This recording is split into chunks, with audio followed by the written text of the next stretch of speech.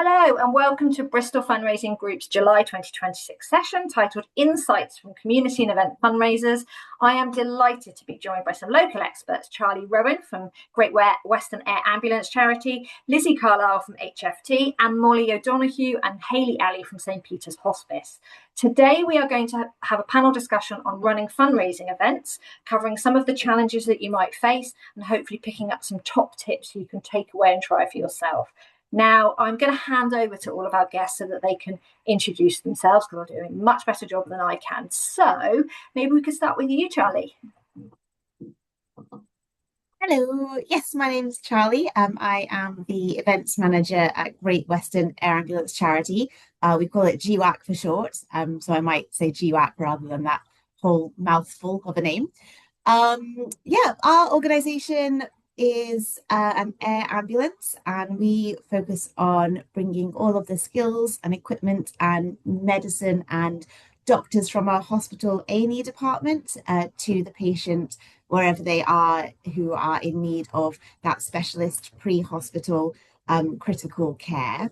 And we're a regional charity. We cover Bristol, South Gloucestershire, parts of Wiltshire, North Somerset, Baines, the whole kind of area around us here in Bristol. We have to raise about 14 million a year, 4 million. Oh my gosh, I just added a zero to that number, 4 million a year to stay operational. And I focus on events management, and our kind of income a year is around 100,000 a year, and it is just me in the events team here. We have a separate community team, but I do all of the events, and we have a nice mix of own events from comedy nights, abseils, golf days, bike rides, to working with third-party events like the Great Bristol Run. And we also have a whole range of challenge event participants who do all kinds of great, crazy, fun events throughout the year as well. Thank you, Charlie. That's amazing. I'm surprised already that you do so much and it's just you. That's amazing. We're looking forward to hearing more. Over to Molly and Hayley. Hello, I'm Molly and it's Hayley, and we are both fundraising events managers at St. Peter's Hospice. We're similar in that our team is split across fundraising events and community. So we have a community team as well, which Hayley, up until yesterday was covering was covering the manager role there. But now I've got her back in events with me, which is nice. So we work for St. Peter's Hospice. So we're Bristol's only adult hospice. And we care for people and their families at the end of life. So we have an inpatient unit and not called day services, but wellbeing services based at our hospice in Brentry. But we also care for lots of people in the community, either like we have a hospice at home team, and we also have community nurses that support people. So we're a bit everywhere really. Our annual income that we need as a charity to kind of keep going at the moment, so our annual income is about 19 million. And of that, our community and fundraising teams are responsible for around £1 million, and the split is about 60-40. So 60 comes from events and runs and challenges, and then 40% of that from community. So it's a big task to bring in our fundraising team as a whole. We average around. Well, this year it was about 2.4 million that we brought in, but next year we're aiming for, I think it's 3.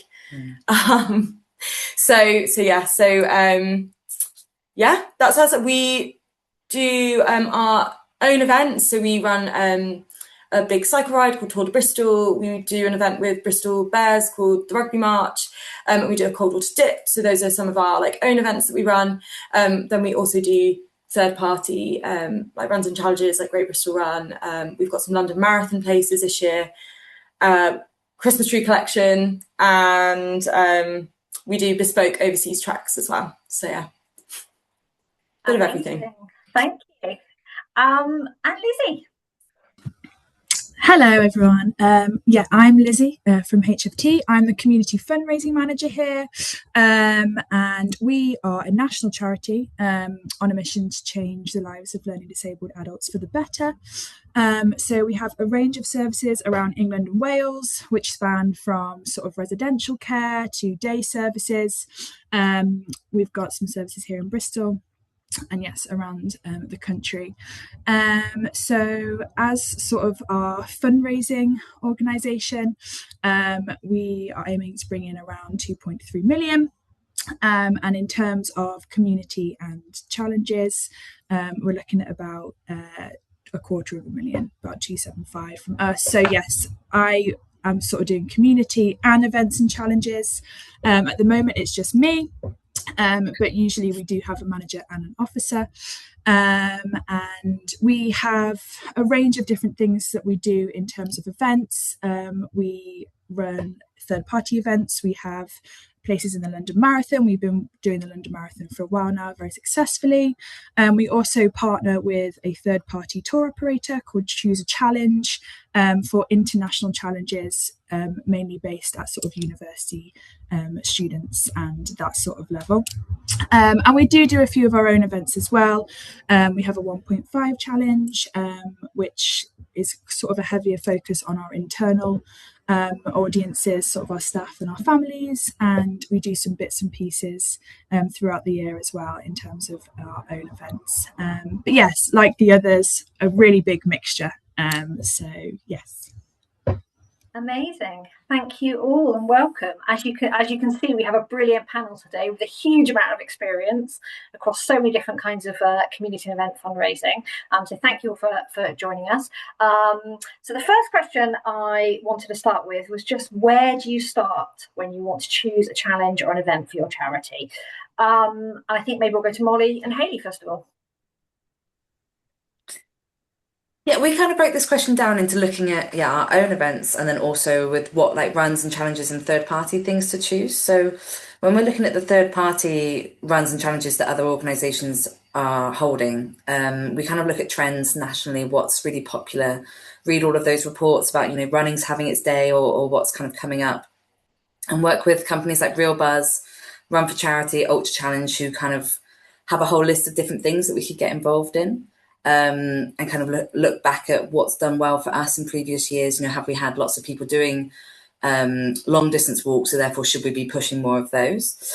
And then when we're looking at our own events, it's kind of looking at our portfolio and what we already have and what gaps we've got, and again, what trends are going on. So our example is that recently we retired an event that was kind of coming to the end of its cycle, and it was really for women who are kind of 40 to 60 years old, so we're thinking, well, what would they enjoy? And the fact that cold water swimming was such kind of on the way up, and that seems to be having its moment. So we decided to try and get into that and created our cold water dip, just to try and match the audience that we had, that we were looking for an event for, but also what was kind of popular nationally. So yeah, that's kind of where we start with choosing, and then looking what else is going on in our area. If another charity in Bristol's already got something that's going really well, not trying to do the same. But also we're lucky that we work with lots of other hospices, so because we all cover different patches, we're not in competition with each other, and we can just ask other people what they do and what does really well. So lots of that, just learning from each other and seeing what they've tried and how they did it, and then seeing if we can try it too. So that's kind of where we start. That's brilliant. Thank you. So Charlie, do you have a similar experience of actually working for an organisation where there are other air ambulance charities? Yeah, we're in a similar position in that we all have our own kind of fundraising patches. So we've got quite a nice little network of people in a similar situation that you can go to and ask for advice or support, or kind of see if something you're seeing is happening in their patches as well, and how they've handled it, or advice from. So it's really nice to have that kind of support network there as well. Mm-hmm. Yeah, your cold water dip was fantastic. We were watching that one thinking, oh, such a great idea.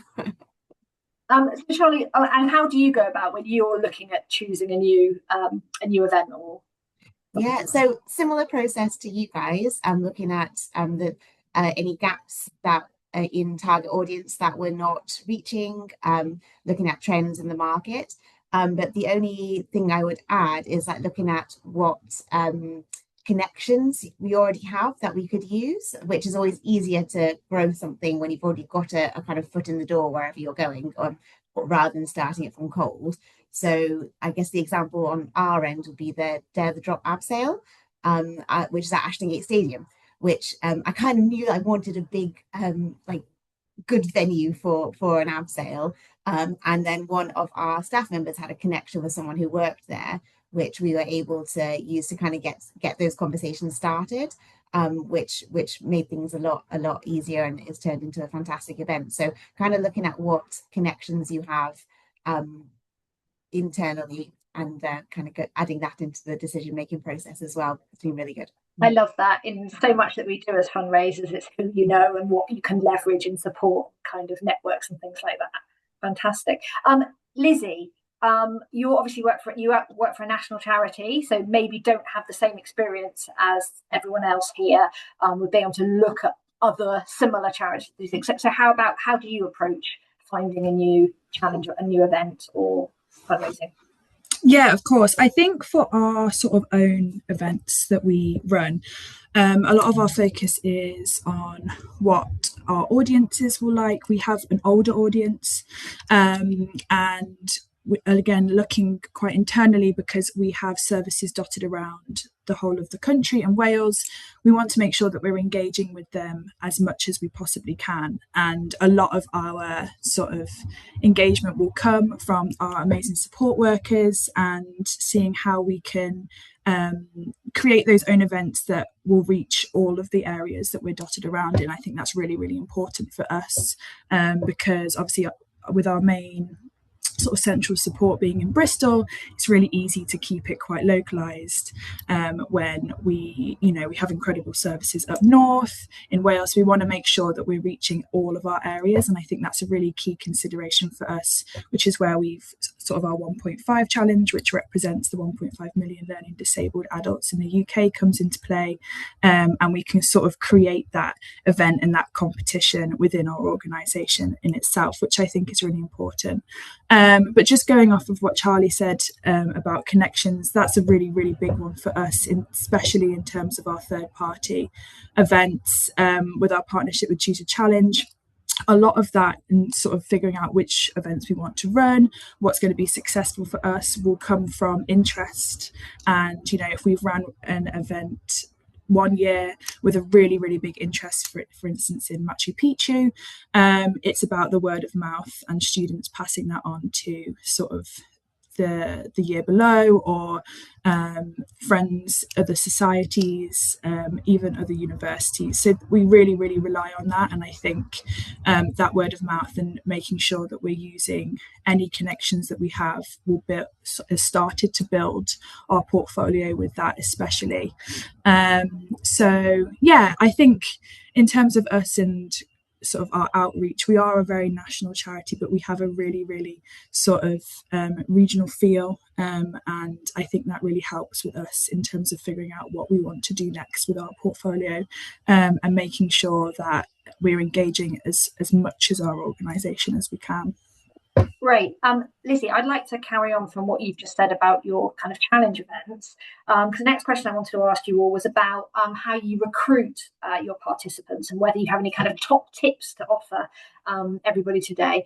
And I think maybe because you have this slightly different activity that you do with Choose a Challenge, maybe you can explain a little bit first about how do you recruit your participants? Yeah, absolutely. I think in terms of recruitment for us, I think a lot of the time people want to know how they can actively be involved in something, and that's the approach that we always take. I think it's making sure that it's a simple process. I think what that challenge and what that event is, what do we need from our participants, what will they get from sort of taking part in the challenge, and how can we support them? So it's about that mutual sort of beneficial relationship, I guess. And obviously recruitment, I think, starts in that relationship building and making sure that you're spreading the message that you want, and representing the organisation. I think for us, in terms of Choose a Challenge, because that audience mainly is sort of the Gen Z, sort of 18 to around 30, I think is probably the oldest for mature students. I think there comes an acceptance that, you know, these guys are probably taking on these challenges because they want to go to Machu Picchu, because they want to climb Everest, not all the way to base camp, because they want to do Kilimanjaro. So I think there is an understanding there that they are doing that for the experience, and we are just enabling that and we're helping them get to there. So I think making sure that for us, recruiting for what that challenge is and sort of saying, look, you can climb Machu Picchu, and as a bonus you're going to raise thousands of pounds for amazing learning disabled adults. That's the route and sort of the narrative that we take in terms of recruitment for that, and it seems to work really, really well.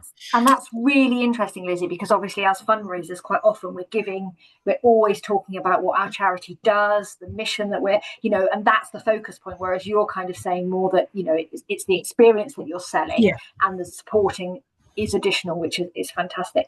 Charlie, have you got anything? Do you want to add? Yeah, actually, that's we're in a kind of similar position as Lizzie. We do quite a lot of work on identifying who our audience is for each event, and with a lot of our events, they are aimed at cold audiences rather than people who actually know us. So for the comedy night and the Dare the Drop abseil, we really kind of focus on the event, the experience, and the kind of charity messaging is secondary, because we want to get people in and then be like, haha, it's charity. More so with the comedy night, because people just buying tickets and not fundraising. The Dare the Drop abseil has a fundraising target and aspect as well. So a little bit different, but we're very much trying to talk to those people who don't necessarily know our charity or aren't already engaged with us. So our marketing, our social media ads, our messaging is quite external and trying to get them in via the event, with the charity messaging kind of secondary. So yeah, kind of it's about what the people are going to get from the event as well as supporting the charity. We do a lot of work on that. And then just to say, with the events like the Great Bristol Run, one thing I've learned for that with our charity places is to hold the line. Don't panic too early. People will get your places late. And that's kind of backed up by like the Just Giving and Enthuse reports. And this year I was like, oh. And then in March, everyone got all their places and it was fine. But it was a tense few months waiting. So sometimes it's okay to hold the line, trust the process, and wait for the right moment. Oh, Charlie, I love that advice, because any organisation, or, you know, those of us that are less familiar with this kind of fundraising probably would be panicking and trying to offload places early on and might not get the best return on investment for it. So that's great advice. Thank you. Molly and Hayley, have you got anything else you'd like to add? Because obviously there's lots of different events you're recruiting for. Yeah, we were just saying it's quite interesting. Like for some of our events do try and go more like outward, and it's more about the event itself. And then for other events, we do kind of have more of that focus on it being like part of supporting hospice. And I guess it depends a bit about who we're going out to as well. Like if we're going out to our warm audiences, then I guess the focus is more on like what taking part will do for the hospice.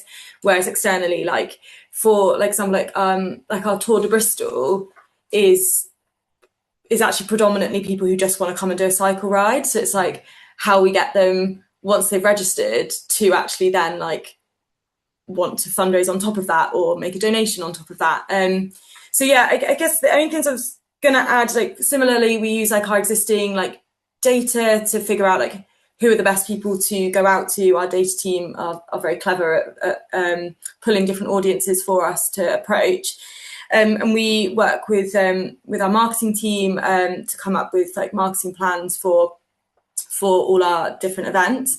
And we tend to put as one of our biggest chunks of a budget go into the marketing for quite a few of them. But the things that we've found recently that have kind of started working best for us, that we've moved to sending postcards out over letters, finding that people are more likely to read them when it's something that's bright that lands on, they don't have to open it. And also, like, handwriting names is supposed to make a difference. Like, people are much more likely to read something if they can see that somebody's actually written part of it. And we used to put up we used to order like physical big banners, and we'd go and put them up, and it would take us ages, and inevitably half of them would get taken down anyway.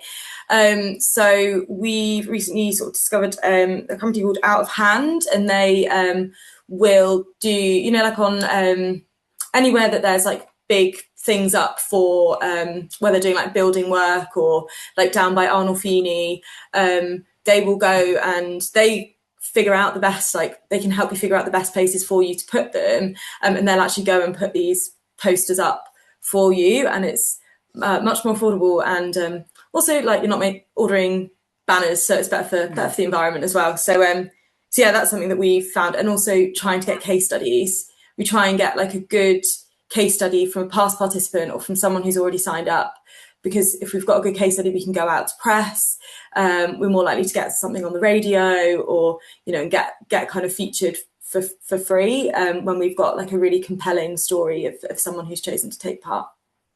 So yeah, those are our key things. Amazing. I'm trying to write notes myself here, but at least now I can watch this back afterwards and remember all these things. Thank you all. The next question I wanted to ask was about that stewardship journey for fundraisers. So what you do once you've already engaged with somebody, or if you're completely new to this, how you start. I might go to Charlie first for this question. Sure. Yeah, so actually it's interesting development on our end for that. We use MailChimp for a lot of our e-newsletters and things, and we've been working on putting together automated MailChimp journeys, if anyone else is doing that as well. And so now when anyone signs up for one of our events specifically, they get an automated journey. They get a new email every 3 days. We take them through introduction to GWAC, what the helicopter does, meet the crew, fundraising tips, and it happens automatically, and that has massively helped my workload and helped the kind of user experience, because I know that they're getting this good quality information. It can still be personalized. The MailChimp's quite clever in the automated, so you can change bits depending on different tags and things.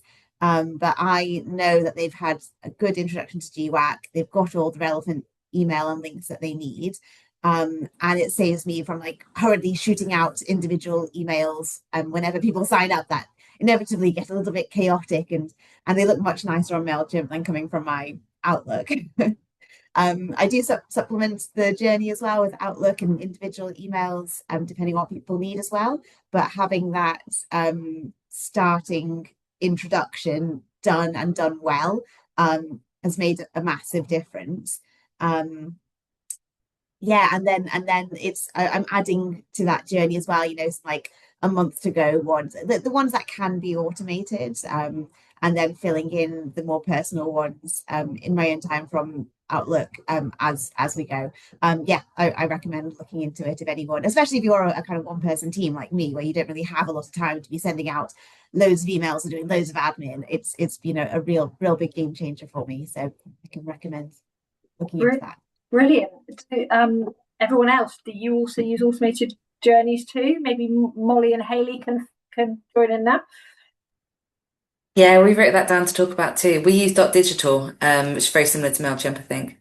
And we've used it for a long time, but we've only just started doing automated. So before we had to always remember to send them, or we'd have to log in every week to send new welcome emails out, whereas we've just started automating. And it was a lot to kind of get your head around to start. You have to really just sit and plan out what that journey looks like. But it's been a really good thing to get into, isn't it? It's really helped. And luckily Jess in our team in our support care team is so good at journeys. So we just vaguely tell her what we're thinking, and she builds it for us. And then similarly, that it's difficult when it's en masse, but you're trying to be personal. But we've tried to make it a bit dynamic and make it slightly different if someone's taken part before, or if they're doing it in memory, trying to reference that, or add in those little bits. We also, similar, our supporter care team are really great at just coming up with little extras. So we try and sit down with them at the start of an event and think, what else could we do as like something that will just kind of surprise people a little bit. So whether that's like an extra little note to someone who's taking part in memory of someone, or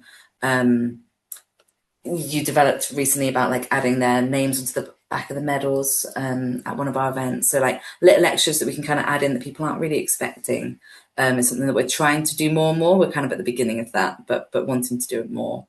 And then we also just made a note like for our bespoke challenges and like for our London Marathon and things like that, and overseas, that we try and get everyone together, have meetups, have them get to know each other ahead of the event, have a WhatsApp group, just make it more personal, that people get to know each other before the day as well, and that we get to know them more personally. I love that. Develop a community amongst your fundraisers. Yeah. Lizzie, sometimes they're resistant, but it's nice when you do start making connections. Lizzie, do you have a similar experience, or is it different for you? Yeah, I think there's so much there that I can pick up from, and we also use Digital. We are looking into that automated journey. We aren't there yet, but it's really, really interesting to hear your guys' experience about that. So yes, exciting for that.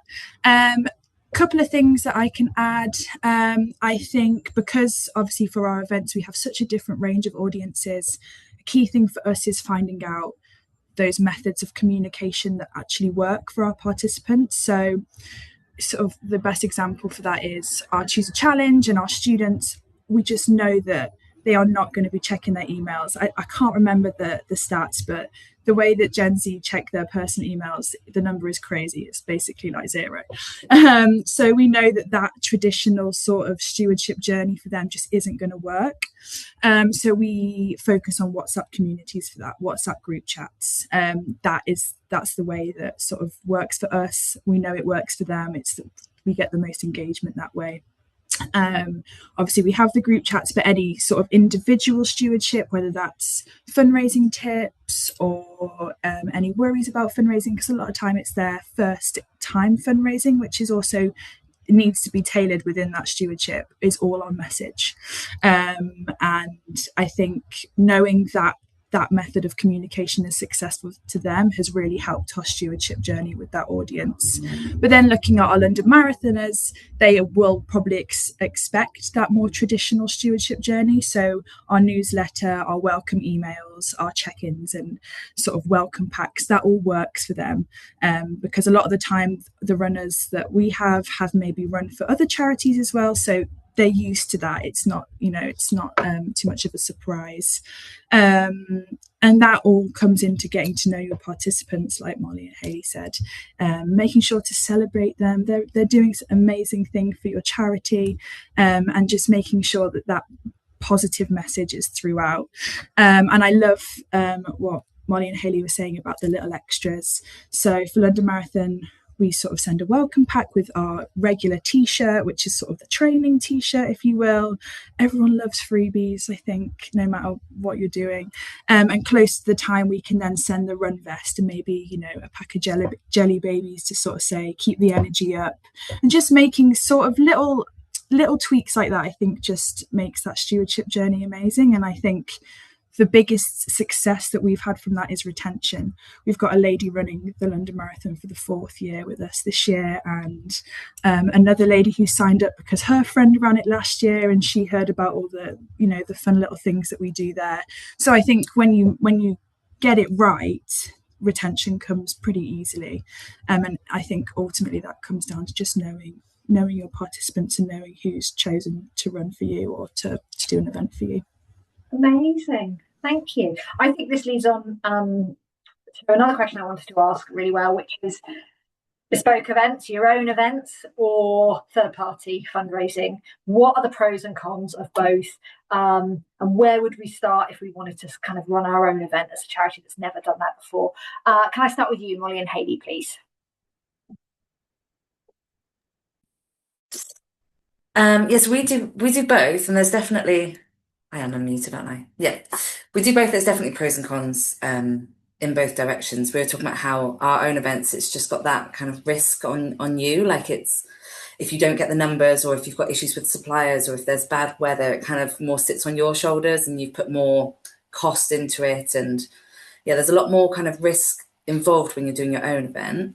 But then, and it's a lot more work that you've got to organise everything.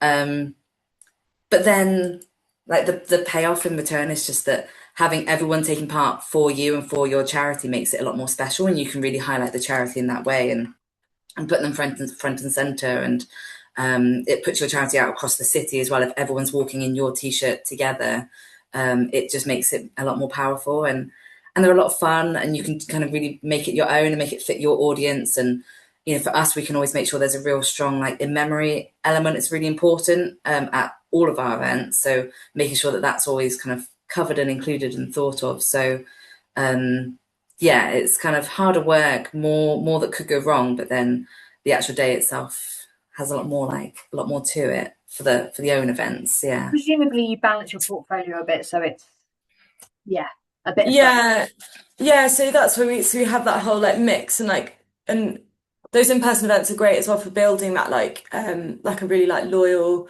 audience, but then you also can get those through third party and bespoke challenges as well. So for us, like third party events are really great as well for if you're just starting off, if you're like looking into how you can start getting fundraisers involved, because some of like Ultra Challenge, you can have like a free membership to them where they just list you as a charity, but then you just pay per place that you get.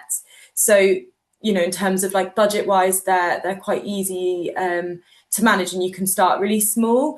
And then obviously you can build up. So Run for Charity, like you can pay to have like a membership, but then you get access to like a lot of those really big runs.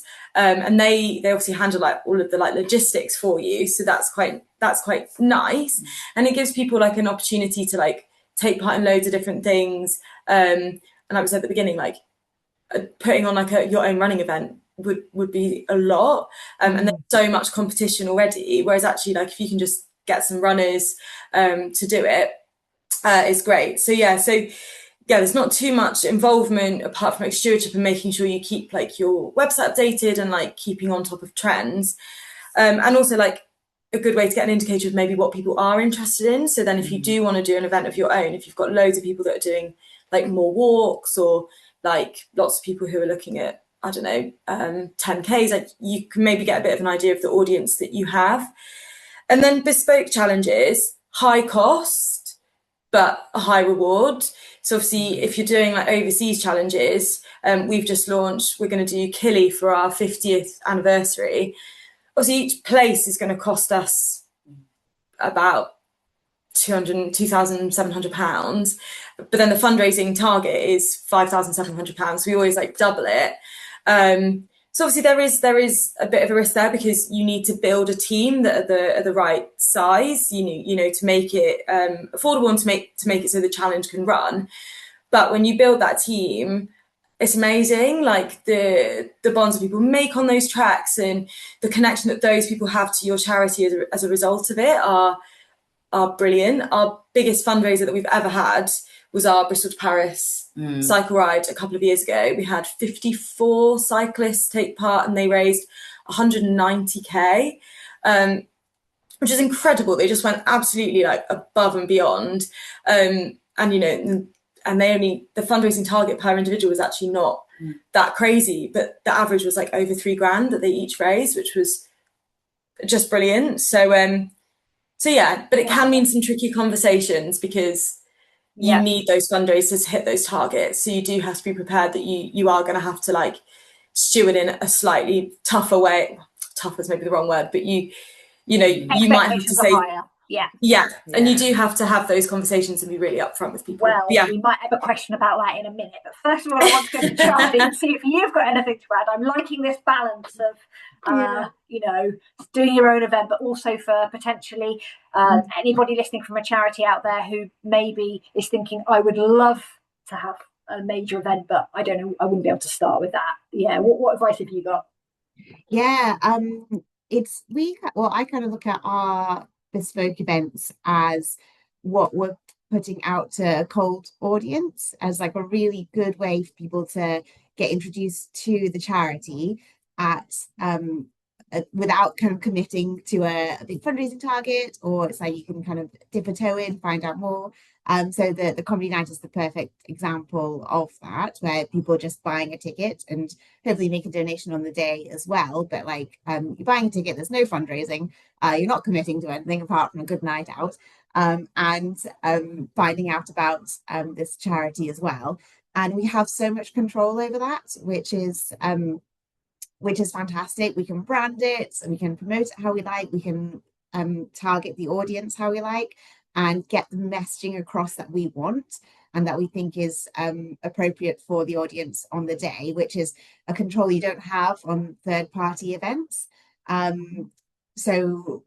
But they do go hand in hand. So like the Great Bristol Run that we're involved with, we have the charity places, but that's a really nice offering to our kind of warm supporters, saying that we offer it at a lower registration fee with a fundraising target, but like they're getting a bit of a bargain by buying one of our places. And it's a nice thing for us to offer people who are already warm and know the charity and want to fundraise for us. So we kind of trying to hit both audiences and tailor it depending on what we're offering. Is it an external event that's bespoke and we can control, or is it an event that everyone knows and loves and knows what they're getting into, but choosing to do it for us? The only thing I'd say is like when choosing which third party you want to get involved with, because it is lower cost. So if you are a smaller charity with not much budget, it is much easier to get involved with a third party rather than doing your own event straight off the bat. Is just looking at your area, your audience, and so with ours, we used to be involved with the Bath Half Marathon and have places in that, but we identified that there was a shift and we were getting less and less people taking part in the Bath Half. We were finding it really hard to sell our places. But we're seeing a growth in the Great Bristol Run own places. So we decided to switch over a couple of years ago and buy places in that run instead. And we've seen it grow, and we've been increasing our places each year because of it. So testing things out, but being ready to like shift if you're seeing more take up in a different run or whatever event it is. And being ready to move with it and try things out. It's okay to buy a couple of places in an event there, here or there, seeing which one works, and then using that to guide your strategy for the next years. We're quite good with testing things out and being open to that, which is nice to be able to do. Yeah. I love it. Lots of hints there and tips for those of us that are less familiar with this kind of fundraising. Thank you. I know that Lizzie had a couple of issues with her internet and dropped off for a moment, but hopefully is back. But I have a feeling she isn't pinned at the moment, so I'm going to move on to I am back. Sorry.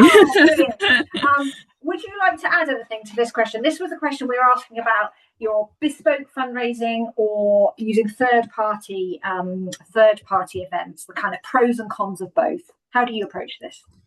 Yeah, I heard Molly and Hayley's answer and resonate with a lot of what they said. I think our bespoke sort of own event portfolio is quite small at the moment, and a lot of our focus is on those third parties, which obviously everyone doing the logistics and things makes things a lot easier for us. So the focus there is mainly on that stewardship and just making sure that sponsorship targets are met.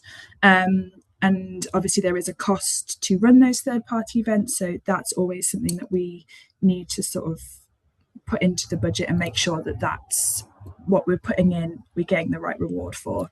But I think for the bespoke third parties, and I'm sure everyone has sort of touched on that, it's having that celebration of your organisation and doing it for HFT, and that's what I think potentially can sometimes be missed with those third parties, the focus being solely on you.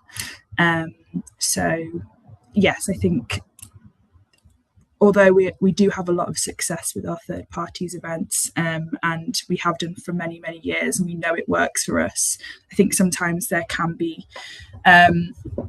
that element missing of it being solely for HFT, which is definitely something that we will look into, and we are aiming to sort of broaden that. So it's good to hear what everyone had to say around that. Amazing, thank you. I hope everyone can still hear me. My computer's deciding to do some updates in the background, which is really helpful whilst we're on a call like this. But the question I wanted to go in with now, because I think it's probably what everybody on the call wants more information about, is how do you manage participants that are under or potentially over target? Who would like to go first on this? Does anyone want to jump in? Happy to jump in. This is one that we tackle and we deal with a lot, especially when you've got sort of student fundraisers that, as I sort of touched on earlier, are probably doing it because of the experience and not necessarily for us as a charity. And I think sort of the main focus that I have when I come to sort of tackling this is making sure that they don't feel forgotten about by us as an organisation. A lot of sort of our killer time for this is post-event. So we allow sort of 4 weeks post-event to make sure that minimum sponsorship target is met. I think some of the other charities that Choose a Challenge work with want minimum sponsorship to be met before the challenge. I don't think that necessarily works for us, because I think a lot of times people can get donations when they're running the marathon or when they're doing the walk or when they're climbing the mountain.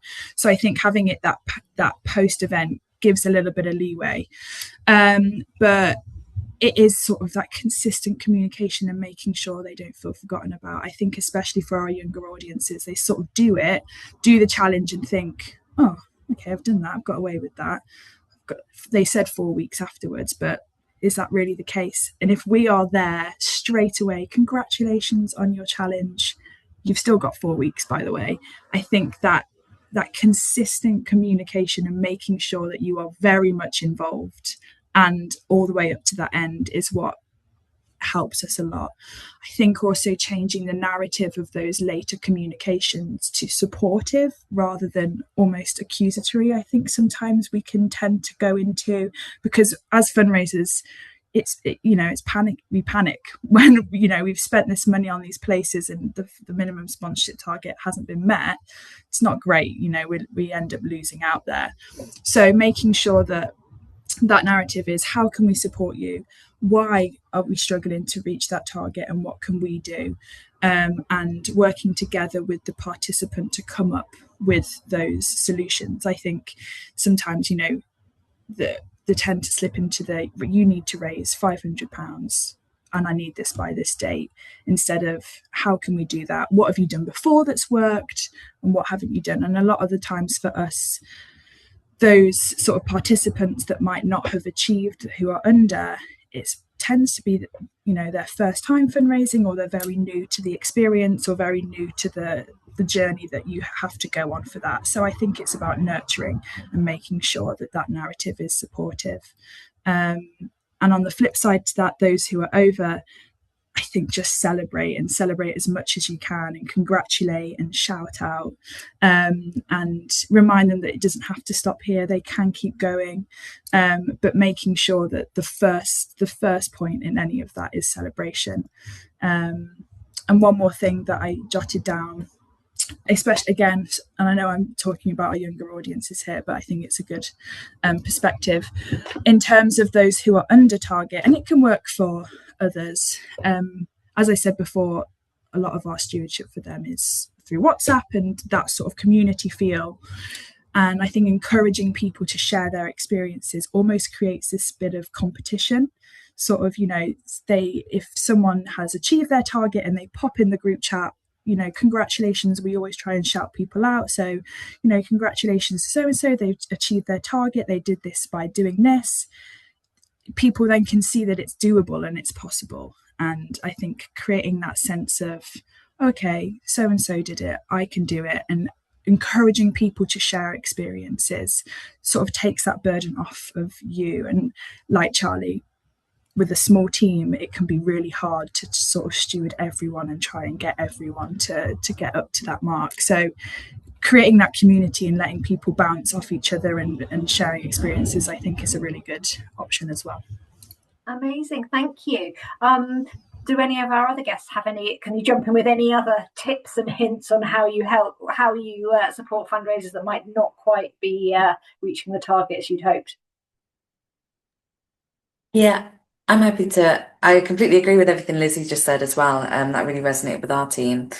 For a lot of our like overseas challenges or our runs, we set like a percentage target beforehand. So we work with global adventure challenges a lot, and they have a date that they will invoice us for those places, and so we ask for 80% of their fundraising to be in by that point, so that you know that they've kind of covered their costs at least before you pay the invoice.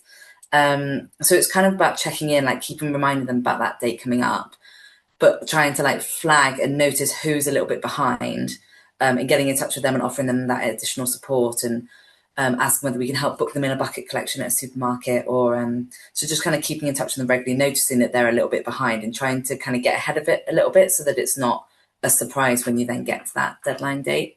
And being a bit flexible about it as well, or if we know someone's got plans coming up that's just past the date, you know, not being too black and white on it. We've definitely sometimes been too nice, and I'm sure other people on the call, add in the chat if you've had moments where like you've given people extra time, where you've been a bit too flexible and you've been caught out a few times. But generally, like the amount, so many people go over target that it kind of works out. And like Lizzie said, trying to be kind of understanding and supportive. And we had someone recently who didn't hit the target for London Marathon, but they had so much going on and they really tried, and they've offered to volunteer for us and do some things voluntarily afterwards. And it's kind of accepting, like, yeah, let's just do that. Let's have you come in and keep you warm instead, because they really did try.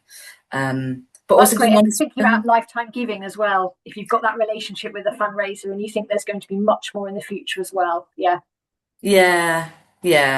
But yeah, and then the other point was just to always make people aware that the charity has spent money. I think sometimes that's not always known, that, you know, you have spent the money on the charity place in that run, and that if they, you know, don't reach their certain amount, then we might lose some money. So I think sometimes that's always just good to. I think that's really good. I think people are also quite surprised to find out that charity places are indeed sometimes more expensive than an individual place. And that comes as a real surprise, and they definitely don't realise that, do they? Charlie, do you have anything you want to add to this one? Yeah, the only things I was going to add, and I agree with everything that everyone's already said, but just clear communication from the start, so no one's surprised by any deadlines or the amount they have to raise, and kind of repeating it through messaging, being like, and acknowledging you've raised £100, or so you're halfway to your £200 target, whatever it is, being like, that's great, you're here, that's great, keep going. And so it's kind of in the front of people's minds, but you're kind of celebrating their progress. The only thing that we kind of do for our ones, so we don't have any really high fundraising target events. All of ours are quite low at the moment. So the stakes are a little bit less than some of the big overseas challenges and things. But I focus on the different stages, whereas if you say you've got this target, have at it, that seems like a big massive thing, whereas if you break it down into stages, it helps a lot. So first stage, activate your fundraising page, get the first donation. We usually add in like a t-shirt incentive. If you hit halfway, you get your t-shirt. Things like that, which kind of, it breaks down the big target into kind of more manageable, achievable targets. We think has worked really well for the stewardship. Amazing, thank you. I am really aware that we have got only about 8 minutes left of the session, because it's been a really great conversation. So I want to open up for other people to ask questions. I am currently staring at a screen and I can see some of you. I have no access to my chat. I can't use my mouse or do anything else. I'm going to hand over to my colleague Alex, who's also on the fundraising committee, who is kindly going to look at the chat and ask any of the questions that come in, because I have lost all control of my screen. Alex, could you support us here? Yeah, no worries. Hi, everyone. So yeah, if you do have any questions, please add them into the chat, or you can raise your hand. But for the time being, I've got a question that I'd like to ask. So I work in events and community at St Mungo's. I find that with our social media team, there's often pushback in terms of organic social media around events, because they want to focus a lot of what we our public exposure around our campaigning and our services and things like that. So outside of paid marketing, I was wondering where you find the most success to recruit anyone for events. Oh, you're on mute, Charlie. Thank you. Sorry, so close. I nearly had a good run this whole session. I can help that because we have a similar thing. Our social media and our comms are very operational focused, and trying to get especially events promotion out there is a bit hard because you need to be like consistently reminding people about the event. People don't buy tickets the first time they see it, so you need that messaging to be consistently seen. So stories have worked really well for us because they don't stay on your grid, so you can put up as many as you like. Keep it varied, keep it stay with trends, use videos has worked really well, but also social media competitions. So especially for our Hayley Laughs event, which fits quite well into a competition, but getting the like tag, follow on your social media is a really good way of your followers getting something back, but also getting the messaging out there and in a way that the comms team seem to quite like because they get the engagement. So things like that have worked well for us. Charlie, we've just written that down because that's really a really nice tip. I think the only thing I was going to add is that, yeah, we sometimes get that comment because when we just do constant reminders on socials, they don't get a lot of engagement. And then it's all about that brings down our, I don't know, all the stats and stuff. So although it's good to keep putting it out there, yeah, the team don't always like that. So we try and talk a lot about like, I don't know, any updates we have to the route or that t-shirts have just arrived and what they look like, and case studies again, like sharing stories of people. I think it helps. Like our last tour, we highlighted it, and we've done this a few times. We highlight a load of people that we think that our like marketing team would be good to talk to. And luckily, everyone's got rider numbers on their bikes, so often it's you can kind of spot people. And this year, I think they got like 7. I can't remember how many, but they basically made like mini videos of like multiple people that we can use for tour, but we could also use for other things as well. And it's a way of talking about an event that's also talking about what the organisation do. So hopefully means our like marketing team are a bit happy to like fit those in alongside those like general kind of shout outs about the event.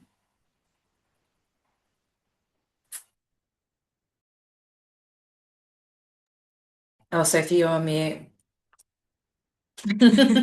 Had to be done. I know, we were so close, Charlie, you and me, almost the whole session. I was just so pleased that I can now see part of the chat box, not all of it. And I can see that a question has come in from Ashley asking, what would you say are the most common reasons that fundraisers struggle to hit their sponsorship targets?